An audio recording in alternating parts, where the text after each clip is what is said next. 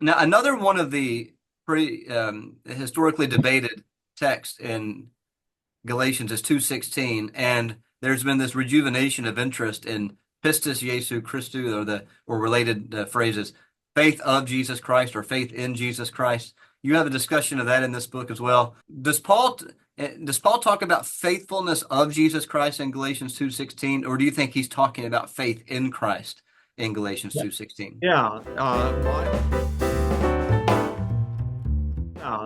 Why hold the objective genitive that it's faith in Jesus Christ? Yes, faithfulness. I mean, that debate, I guess, will not end until the second coming now because there is so much written on it. And I mean, there's a whole book edited by Michael Bird and Preston Sprinkle, right, in 2009 on the subject, but many other books and essays on this. I mean, I think certainly it's grammatically possible that it's faithfulness of Jesus Christ. But I'm not convinced of that reading. It is, you know, I think. I mean, there's several things I could say, but there's no place except for there's one place I think in the pastorals where Jesus Christ is called faithful. So it's the only place that Paul uses that language. They quickly go to Romans 5 and Philippians 2 about the obedience of Jesus. Mm. But I think it's interesting that Paul Paul doesn't use that language in terms of Jesus Christ. I mean, of course, it's possible here, but it seems to me unlikely. Furthermore, there are many places where all agree that we have the verb and it's talking about faith in Jesus.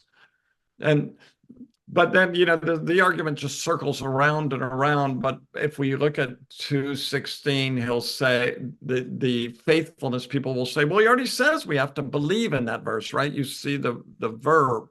And so the question is, they'll say is it redundant to speaking of believing and then faith in Jesus Christ?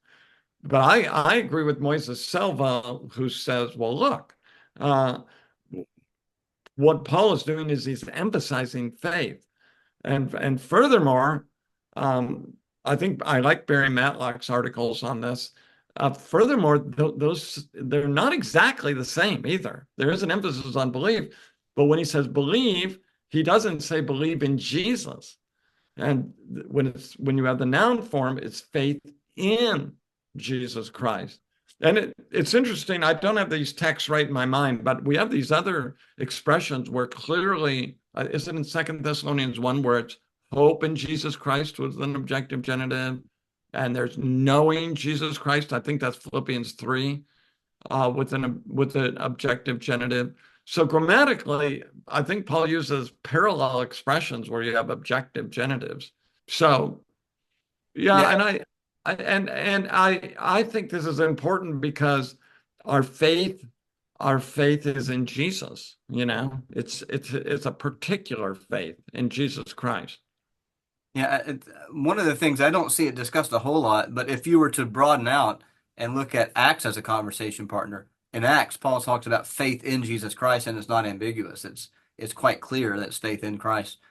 And going back to Galatians 2:16, I wonder if there's a small little chiasm there. Whenever the biblical authors sound repetitive, it's often they're doing a sort of a Mm. step argument or something. And I wonder if there's a little bit of a small chiasm there. Others have seen that. But Yeah. anyways, it's as you say, I think it's emphasizing faith in Christ, even we who have believed and so forth.